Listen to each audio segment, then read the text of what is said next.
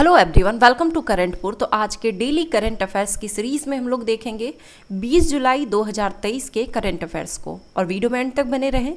Video के and में 19 जुलाई 2023 के करंट अफेयर्स का हम लोग रिवीजन करेंगे, और ये करंट अफेयर्स आपके आने वाले सभी कॉम्पिटिटिव एग्जाम के लिए काफ़ी हेल्पफुल होने वाले हैं। तो अगर आप चैनल पर नए हैं तो चैनल को सब्सक्राइब जरूर कर लें, बेल आइकन को प्रेस कर लें ताकि वीडियो की नोटिफिकेशन आपको मिलती रहे, क्योंकि यहाँ पर आपको मिलता है सबसे पहले और सबसे सटीक करंट अफेयर्स की वीडियो। क्वेश्चन है पहला कि भारत में चाड गणराज्य के नए राजदूत कौन हैं? आंसर है ऑप्शन ए, श्रीमती डिल्ला लुसिएन। राष्ट्रपति श्रीमती द्रौपदी मुर्मू ने 19 जुलाई 2023 को चाड, बुरुंडी, फिनलैंड, अंगोला और इथियोपिया के राजदूतों के परिचय पत्र को स्वीकार किया। श्रीमती डिल्ला लुसिएन ये चाड गणराज्य की राजदूत हैं। ब्रिगेडियर जनरल अलायंस बिजिंदावी ये बुरुंडी गणराज्य के राजदूत हैं। श्री किम्मो लाहदेविरता ये फिनलैंड गणराज्य के राजदूत हैं। श्री क्लेमेंटे पेड्रो फ्रांसिस्को ये अंगोला गणराज्य के राजदूत हैं। और श्री डेमेके अतनाफू अम्बुलो ये इथियोपिया संघीय लोकतांत्रिक गणराज्य के राजदूत हैं। भारत के विविध क्षेत्रों और परंपराओं का प्रतिनिधित्व करने वाली तस्करी की गई 105 प्राचीन कलाकृतियां किस देश से वापस लाया गया है? आंसर है ऑप्शन सी, अमेरिका से। भारत के विविध क्षेत्रों और परंपराओं का प्रतिनिधित्व करने वाली तस्करी की गई 105 प्राचीन कलाकृतियां संयुक्त राज्य अमेरिका से वापस आ रही है। हेनले पासपोर्ट इंडेक्स 2023 में निम्नलिखित में से कौन सा देश शीर्ष स्थान हासिल किया? आंसर है option B, Singapore. Henley passport index दुनिया के सभी पासपोर्टों की मूल रैंकिंग है, जो यह बताता है कि किसी एक विशेष देश का पासपोर्ट धारक कितने देशों में बिना पूर्व वीजा के यात्रा कर सकता है। सिंगापुर ने हेनले पासपोर्ट इंडेक्स 2023 में शीर्ष स्थान हासिल किया है, जिससे वह विश्व का सबसे शक्तिशाली पासपोर्ट धारक बन गया है। उनके नागरिक बिना वीजा के दुनिया के 192 देशों की सैर कर सकते हैं। 3 यूरोपीय देश, जिसमें कि जर्मनी, इटली और स्पेन शामिल है, ये सूचकांक में संयुक्त रूप से दूसरे स्थान पर हैं। उनके नागरिक बिना वीज़ा के दुनिया के 190 देशों की सैर कर सकते हैं। जापान, जो कि पिछले 5 वर्षों से शीर्ष स्थान पर था, अब सूचकांक में तीसरे स्थान पर है। हेनले पासपोर्ट इंडेक्स 2023 में भारत का स्थान क्या है? आंसर है ऑप्शन सी, 80वां। हेनले पासपोर्ट इंडेक्स 2023 में भारत टोगो और सेनेगल के साथ 80वें स्थान पर है। भारतीय पासपोर्ट धारकों को अब 57 देशों में वीज़ा मुक्त यात्रा कर सकते हैं। 2022 के रिपोर्ट में भारत का जो स्थान था वो 87वां था। हेनले पासपोर्ट इंडेक्स 2023 के अनुसार दुनिया का सबसे कमजोर पासपोर्ट किस देश का है? आंसर है ऑप्शन डी, अफगानिस्तान का। हेनले पासपोर्ट इंडेक्स 2023 के अनुसार अफगानिस्तान को सबसे खराब पासपोर्ट रखने की श्रेणी में बने हुए हैं। अफगानिस्तान का जो स्थान रहा है वो 103वां रहा है, और ये 27 देशों की यात्रा कर सकता है। पाकिस्तान का स्थान 100वां रहा, ये 33 देशों का। सीरिया का रहा 101वां, ये 30 देशों का। और इराक 102 स्थान पर रहा, ये 29 देशों की यात्रा कर सकता है। नीति आयोग द्वारा जारी निर्यात तैयारी इंडेक्स EPI 2022 के अनुसार बिहार का स्थान क्या है? आंसर है ऑप्शन सी, 22वां।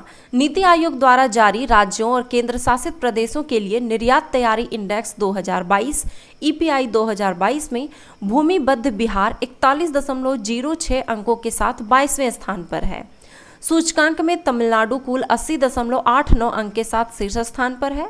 महाराष्ट्र 78.20 अंक के साथ दूसरे स्थान पर, और कर्नाटक तीसरे स्थान पर 76.36 अंक के साथ। विश्व के सबसे बड़े कार्यालय भवन हीरे के व्यापार केंद्र के रूप में भारत में कहां बनाया गया है? आंसर है ऑप्शन बी, सूरत में। विश्व के सबसे बड़े कार्यालय भवन सूरत गुजरात में बनाया गया है, जिसे सूरत डायमंड बोर्स नाम दिया गया है। इस बिल्डिंग को हीरे के व्यापार केंद्र के रूप में इस्तेमाल किया जाएगा। यह भारत की उद्यमशीलता की भावना का भी प्रमाण है। यह खिताब अब तक अमेरिका के पेंटागन के पास था। एशियाई विकास बैंक एडीबी ने चालू वित्त वर्ष 2023-24 के लिए सकल घरेलू उत्पाद यानी कि जीडीपी वृद्धि दर कितने फीसदी बरकरार रखा है?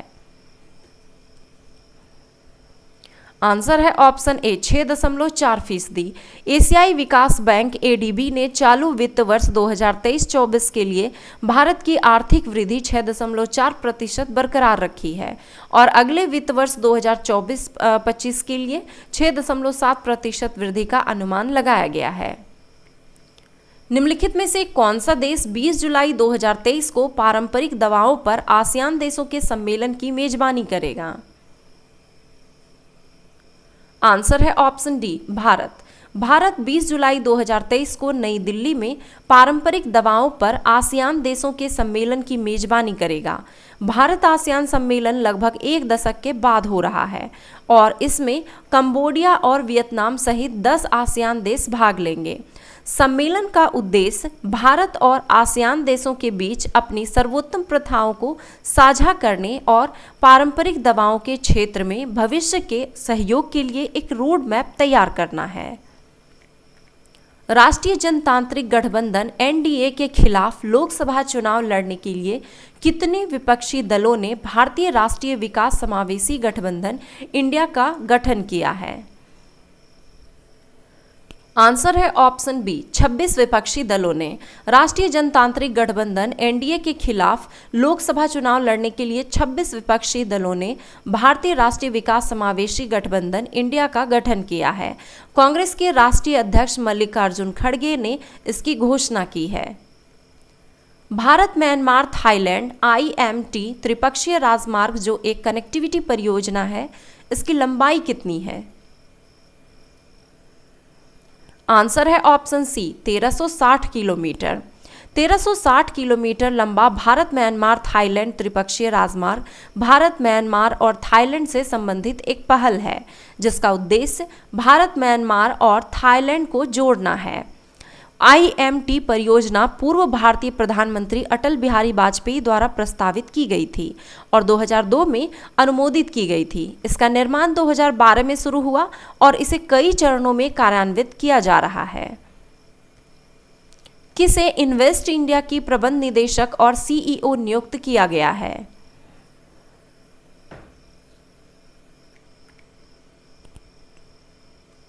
आंसर है इसका ऑप्शन ए सुश्री निवृत्ति राय को।